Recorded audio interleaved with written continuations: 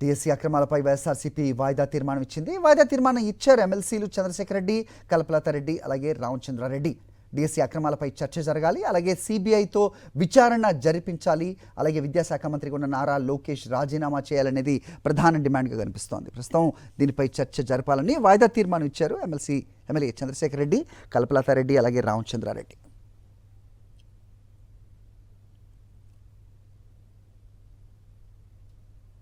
అని చెప్పుకుంటున్నారు. ఇది దగా డిఎస్ అని ప్రూవ్ అయింది. ఎందుకంటే ఈరోజు ఆధారాలతో సహా మేము ముందుకు వచ్చాము. ఖచ్చితంగా ఈ డిఎస్సిని ఆధారాలతో సహా మేము శాసన మండలిలో కూడా చూపెడతాం. దీని మీద ఖచ్చితంగా అభ్యర్థులకు ఏదైతే డిఎస్సి బాధితులు ఉన్నారో వాళ్ళకు ఖచ్చితంగా ఈ ప్రభుత్వం న్యాయం చేయాలి.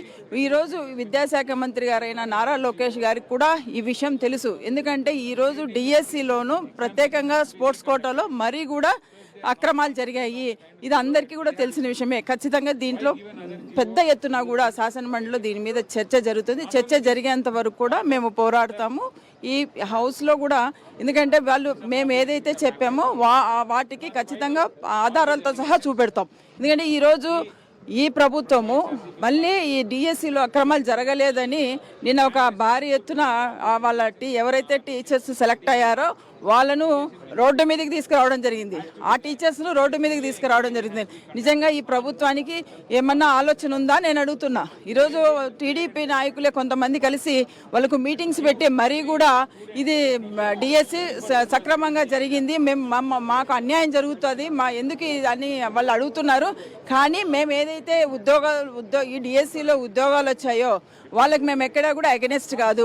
వాళ్ళకు మేము వాళ్ళకి అగెనెస్ట్ కాదని చెప్తున్నాము. ఎందుకంటే ఎవరైతే బాధితులు ఉన్నారో వాళ్ళకు కూడా వాళ్ళ పక్షాన్ని నిలబడి ఖచ్చితంగా పోరాడతామని తెలియజేస్తున్నాం. ఖచ్చితంగా వాళ్ళకు న్యాయం జరిగేంత వరకు ఈ మండలిలో పోరాడతామని తెలియజేస్తున్నాం. ఈ డిఎస్సి అంశం మీద మీ స్టాండ్ అంటే ఏ విధంగా మీరు శాసనమండలిలో పోరాటం చేయబోతున్నారు? డిఎస్సి అంశం మీద వైఎస్ఆర్సీపీ పార్టీ స్టాండ్ ఒకటి. నారా లోకేష్ ఎవరైతే ఎడ్యుకేషన్ మంత్రి ఉన్నారో ఆయన ఎటువంటి పరిస్థితుల్లో అనర్హుడు అని ప్రూవ్ చేసుకొని ఆయన రాజీనామా చేయాలి.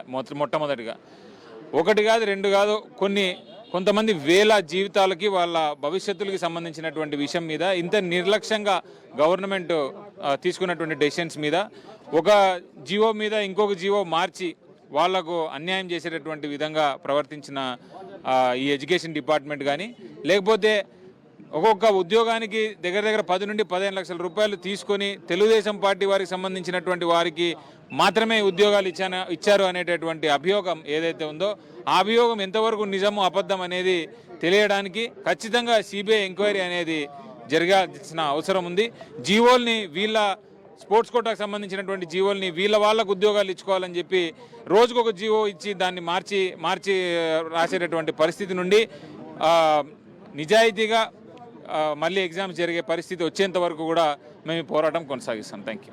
ఓకే అండి, మీ ఏ విధంగా పోరాటం చేయబోతున్నారు? ఇప్పటికే రాష్ట్ర వ్యాప్తంగా పెద్ద ఎత్తున అనేక కార్యక్రమాలు కూడా చేశారు. ఈ రోజు నుంచి జరుగుతున్నటువంటి అసెంబ్లీ సమావేశాల్లో ఏ విధంగా ముందుకెళ్ళబోతున్నారు? ముఖ్యంగా ఈ శాసనమండలి సమావేశాల్లో మేము డిఎస్సిలో జరిగిన స్కామ్, డిఎస్సిలో జరిగిన అక్రమాల గురించి ఈ అంశాన్ని లేవనెత్తబోతున్నాం.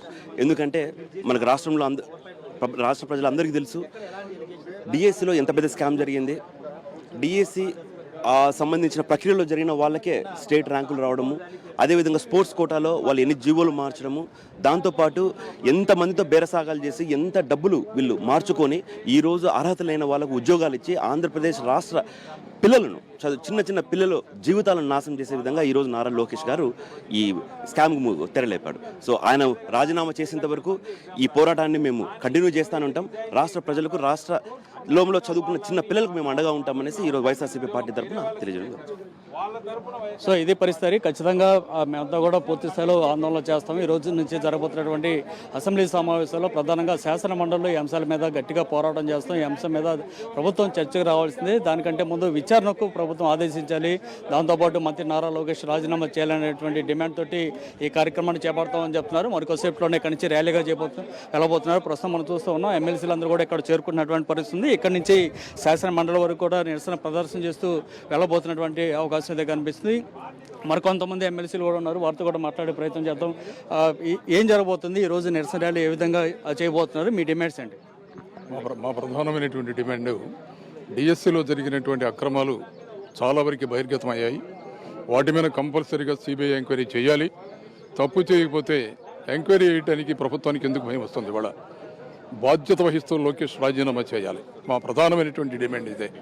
ఇవాళ కౌన్సిల్లో మండల సభ్యులు, వైఎస్ఆర్ కాంగ్రెస్ పార్టీ మండల సభ్యులు మొత్తం కూడా రాష్ట్రంలో డిఎస్సి రాసినటువంటి 3,56,000 మంది విద్యార్థుల తరఫున ఇవాళ పోరాటం చేస్తున్నాం. ఇవాళ బాధ్యత వహిస్తూ ఈ ప్రభుత్వం స్పందించాలి, సిబిఐ ఎంక్వైరీ చేయాలి.